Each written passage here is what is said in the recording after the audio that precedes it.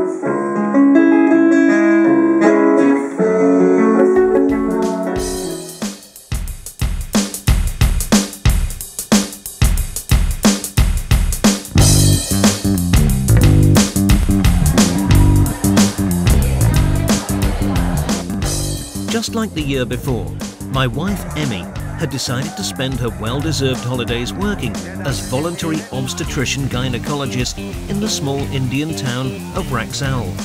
She'd embarked on this adventure alone in 2010, but this year I was with her. We flew to the capital of India, Delhi, and then took the 26-hour train ride to Raxaul, 950 kilometers away.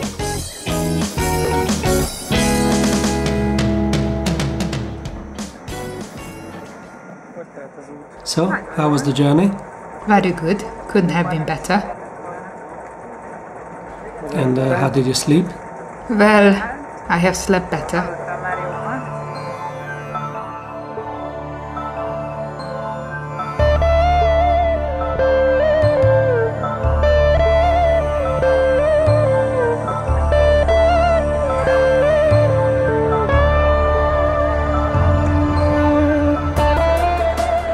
Raxaul lies in the Indian state of Bihar, right on the Nepalese border.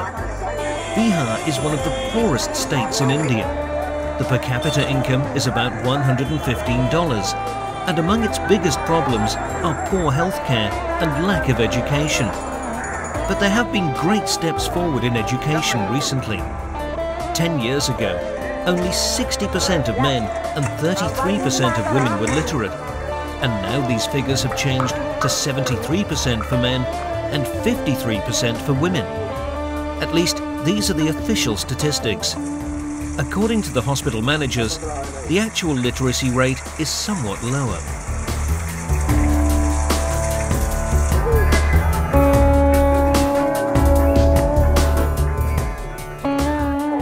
People in the area mainly live from services of various kinds, trading and, to a large extent, agriculture.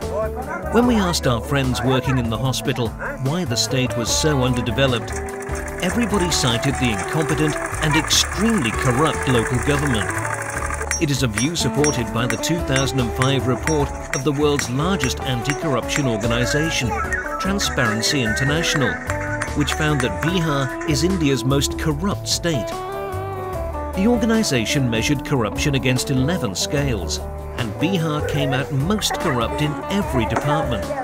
The state has now set the fight against corruption as its #1 objective.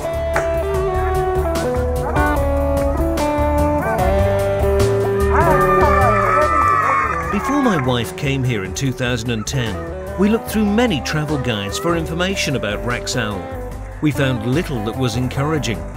The basic message was that Raxaul is a filthy, repellent dump, and spending as much as one night there is to be avoided if at all possible. If for some reason you absolutely have to stay in the area, then go to sleep in Burganj, on the other side of the Nepalese border. Travel guides are of course given to dramatic exaggeration, but I have to say that in Raxaul's case, the description is quite accurate. With the best will in the world, the town is anything but attractive. Nevertheless, the people of the town are almost without exception extremely kind. Day after day I went through its streets and to the neighbouring villages and was very warmly received almost everywhere. People made no objection when I asked if I could take their photograph. In fact, they usually asked me to take a picture of them and their families.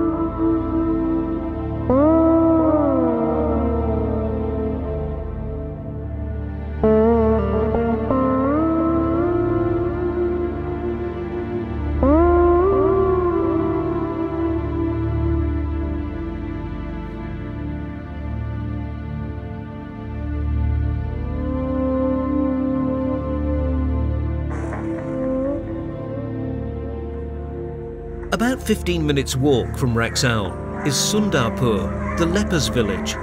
This is actually a very pretty and clean little village, in much better condition than most of Raxaul, and we went to visit it quite often, sometimes just for an evening's walk, other times specifically to take photographs.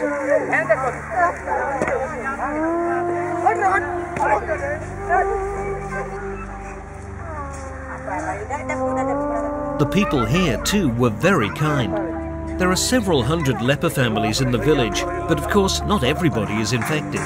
It has its own little hospital, school, dairy farm, chicken farm and weaving workshop, and these provide the people with a living.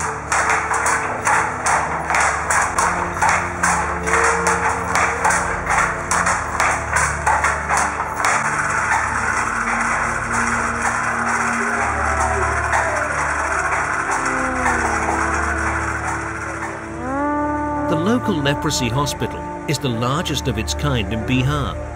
Only patients with ulcerative lesions stay there, the rest coming in once or twice a month for their medicines. All care and medicines are free, and the hospital mostly operates from private donations. Leprosy is a bacterial disease and can be treated effectively through a long course of antibiotics. The bacteria attack the nerves, and the resulting sense disorders lead to the most common complication, ulcerative lesions on the limbs. Despite popular belief, leprosy is not highly infectious, and to contract the disease, it is necessary to spend several months living in close proximity to somebody who has it. So we reckoned we had little chance of picking it up on our few visits. Can you tell me the same again? How many beds you have? 140 beds we have. So this now because there are the festival season, few beds are empty. This hospital established actually. This is actually we had the 1981 started. 81. Leprosy welfare. In the beginning was on that side. Spinning was with a mud house, mud hospital, 40 beds. So this we built in 84. 84. Yeah, this building. So first started the spinning use in the spinning department, where the weaving and spinning. Did you see that place? Yeah, I've been there, but it was closed. Pardon? It was closed when I was there. Oh, okay. But the first hospital was that was the place started. And the founder is Baba Kristudas. He has just died. Baba Kristudas. So and he expired. He passed away on 27/7. He died 27th. He passed away. So I will give you a card of his memorial we have printed. Thank you very much. Yeah, I will give you. Okay. Yeah. So we have got 100 male patients and 40 female patients. Yeah. And we have got almost 100 and around 50,000 OPD patients which we treat for the leprosy. You know, leprosy, we come and we give 1 month medicine, 2 months medicine, and they go back. And we are admitted those who have got ulcer. Those patients we admitted. We admit and they recover within 3 to 4 weeks. Oh, really? 4 weeks they get admitted and then they go back to their home. That's great. Yeah. And but is it free for them? Yeah, it is total free of cost. The medicine and the food and accommodation, everything free of cost. Fantastic. We treat. Total free, 100%. Fantastic. Yeah. Okay, thank you. Welcome.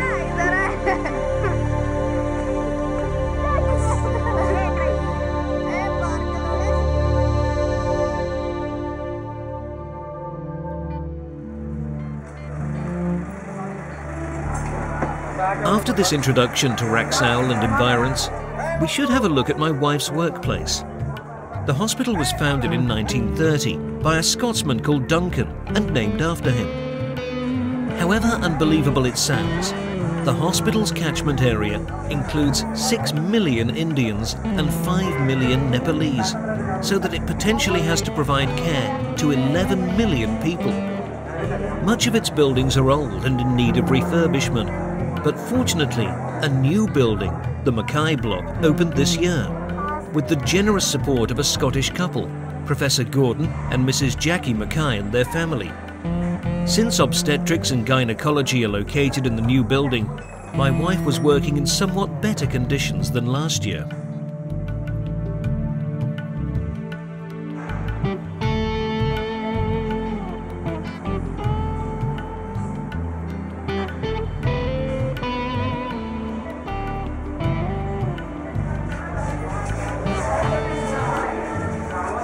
Although it is a missionary hospital, it does not provide care free.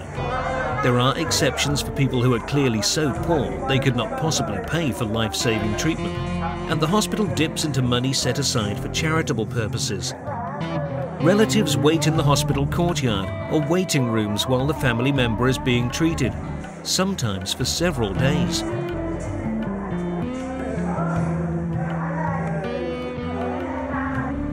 When a decision is made about the necessary treatment or procedure, a nurse has to seek out the relatives in the waiting room and ask them whether they will pay the cost of treatment. If she does not find them, the treatment, even if it is urgently required to save the life of a mother or child, is not given. The relatives also have to provide all of the patient's day-to-day needs.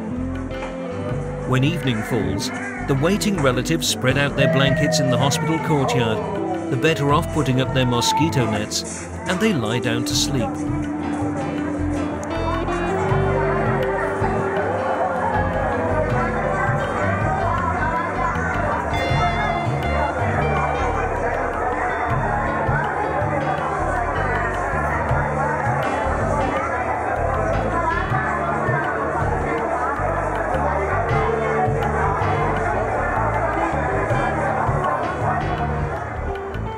My wife's field is obstetrics and gynaecology, so we should say a few words about that. About 6,000 children are born in the maternity ward each year.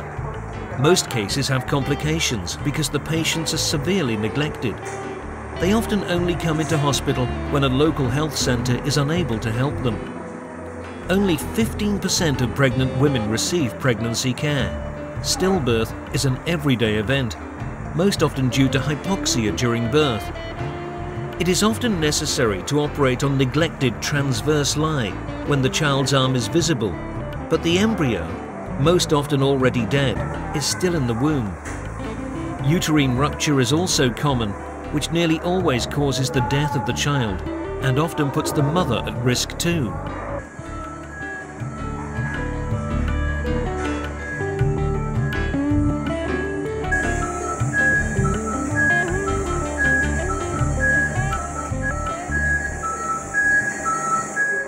This is the maternity ward, which is actually quite well equipped. A woman came in just now with her 5th pregnancy and gave birth to a stillborn baby. It died during childbirth. Usually we are not allowed to say whether the child is a girl or a boy, but there are illegal places which will tell you that, sometimes after invasive procedures. Yesterday a child was born with multiple development disorders, Probably because the mother took some herbal extract to make sure she gave birth to a boy.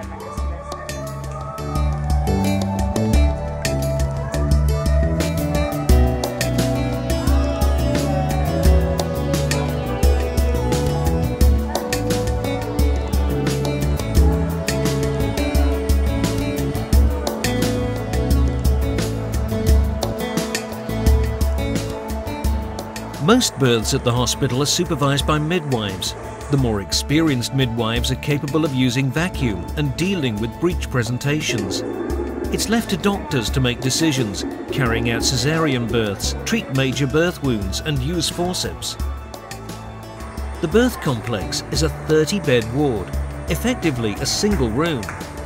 There are 10 beds for mothers in labour, and these are separated from each other by curtains.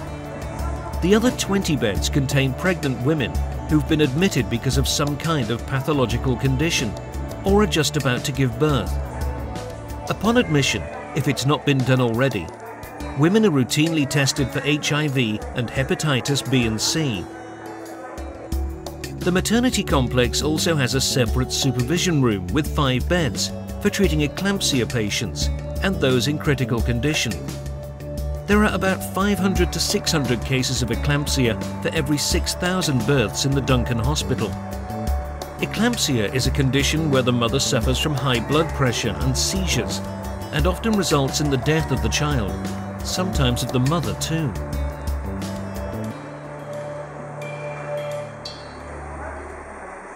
This is good equipment, which means we can look after the children properly. There is ultrasound too, although it is very small. There are also several facilities for vacuum birth.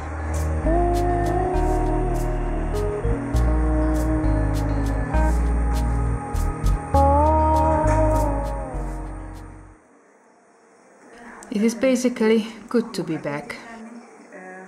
I was more or less put to work at once, so I cannot complain. I've done a lot of cesareans, and I had to teach somebody to do cesareans. I also do call duty, and I'm on call now. It is interesting that we've had several very sick mothers in this year. 2 days ago, a dead mother was brought in after giving birth to twins. Yesterday they brought in somebody who could not be resuscitated, and she also died.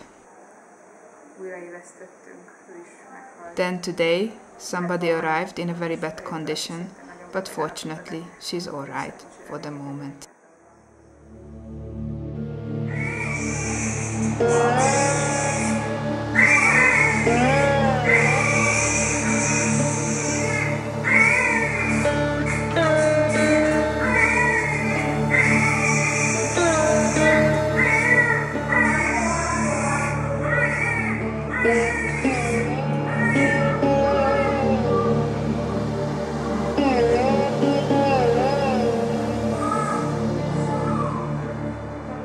For infants, there is an infant warmer, suction equipment and oxygen.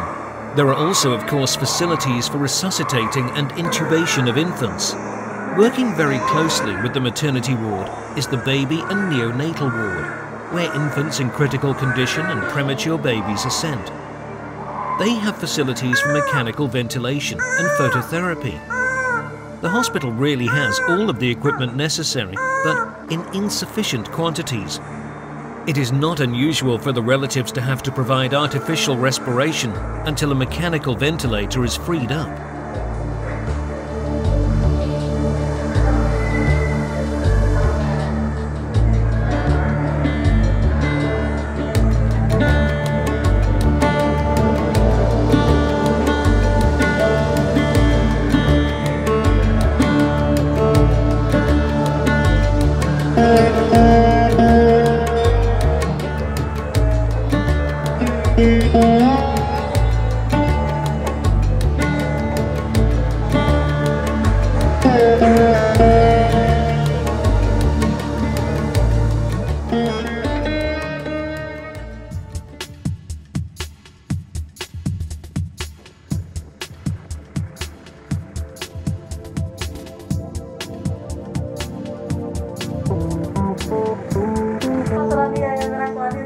Duncan Hospital has a separate department to support community development projects.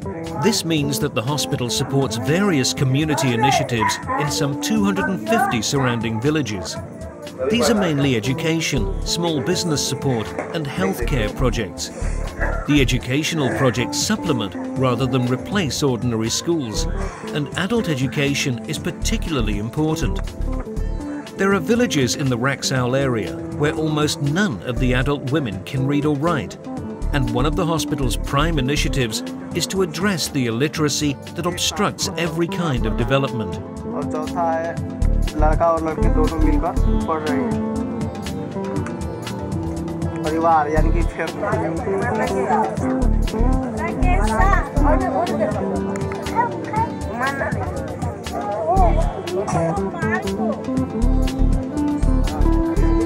अपना training करना होगा। सब लोग अब जो बच्चे लोगों को 3 टांग वाला खेल खिलाया जाएगा, वो अपना जोड़ा बना लेना, कौन जोड़ा Another typical kind of initiative is the setting up and supporting of savings groups. This is where the women of a village set up a group and every member undertakes to save 50 rupees, or about $1 a month, for the use of the community. Women are mainly able to save from their pay for agricultural labour in the fields. The group keeps the money in a joint bank account until there is enough to start a small enterprise. This could be buying goats to raise and sell, opening a shop, buying a sewing machine, or anything else that can provide income. The hospital helps by sending a worker every week to the savings group to collect the money, arrange for opening and paying in of the contributions, and give advice on using the savings.